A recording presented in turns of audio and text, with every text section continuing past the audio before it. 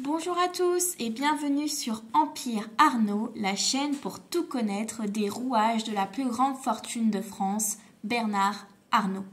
Aujourd'hui, revenons sur un sujet qui a animé les débats médiatiques courant septembre. Oui, le jet privé de Bernard Arnault.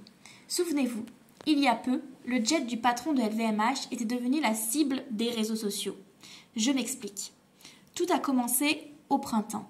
Sur Instagram, réseau social le plus connu pour ses photos de nourriture et de paysages, le compte L'avion de Bernard affichait le tracé d'un Paris-Tokyo, vol d'un peu plus de 12 heures et 44,8 tonnes de CO2 émises, un trajet parmi tant d'autres, sauf que celui-ci avait été réalisé par un jet privé. Et si faire un Paris-Tokyo n'est pas surprenant pour un homme d'affaires, d'autres trajets ont vite fait réagir les internautes, comme cette succession de Paris-Londres ou de Londres-Paris, voire même de Londres-Londres, en à peine une semaine.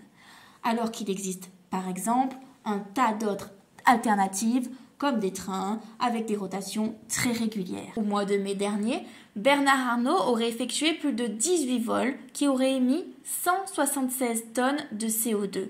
C'est plus de 17 ans d'empreinte carbone d'un Français qui émet en moyenne 10 tonnes de CO2 par an. Il a émis 176 tonnes de CO2. Or, dans le monde où on respecte nos objectifs, chacun a un budget carbone de seulement de 2 tonnes.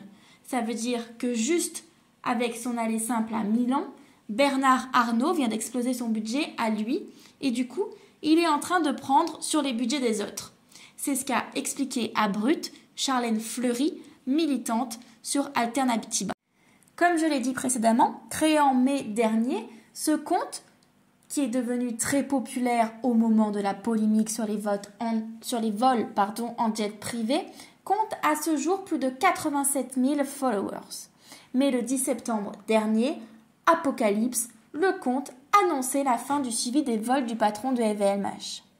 Et pourquoi, me diriez-vous?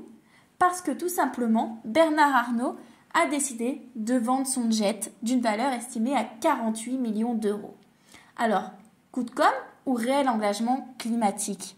Eh bien non, en fait, vous allez rire, Bernard Arnault ne s'est pas acheté tout à coup une conscience écologique. Non, s'il a décidé de vendre son jet privé, c'est pour la simple et bonne raison qu'il en avait marre d'être traqué. Et maintenant, Bernard Arnault loue des avions pour payer ses déplacements.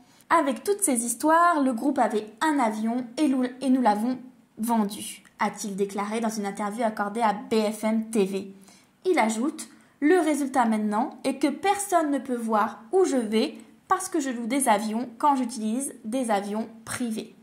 Ironie du sort, les dirigeants du groupe de luxe continuent donc à se déplacer en avion privé, mais sans être suivis par les réseaux sociaux. Pour Antoine Arnault, le fils du milliardaire français, il s'agit aussi d'une question de confidentialité des affaires. Il en avait en effet lui aussi déclaré dans une interview accordée à BFM TV avoir peur de la concurrence. Ce n'est pas très bien que nos concurrents puissent savoir où nous en sommes à tout moment. Cela peut donner des idées, des pistes ou encore des indices. Alors que les polémiques sur les jets privés se sont multipliées ces derniers mois, quelques personnalités ont fait part de leur agacement concernant le suivi de leurs déplacements.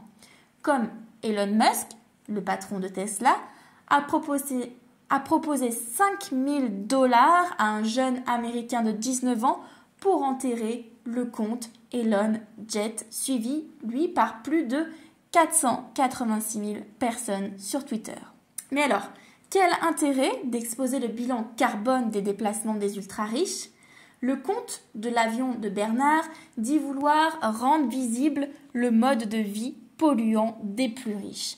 C'est un sujet qui a d'ailleurs intéressé la science auparavant. En effet, en 2021, 2 anthropologues ont évalué ce qui polluait le plus dans les habitudes des milliardaires. Donc, contrairement à ce que l'on pourrait penser, ce n'est pas l'avion qui pollue le plus, mais le yacht des milliardaires.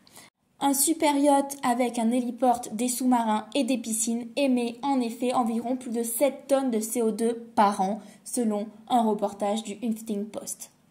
Par exemple, le super yacht de Bernard Arnault, tenez-vous bien, avec sa piste de danse et son practice de golf, émet 16 000 tonnes de CO2 par an, soit la quasi-totalité des émissions émises par les activités extérieures du milliardaire en une année. Encore une fois, si vous avez aimé cette vidéo, je vous invite à liker, à vous abonner et à activer la petite cloche. Merci beaucoup.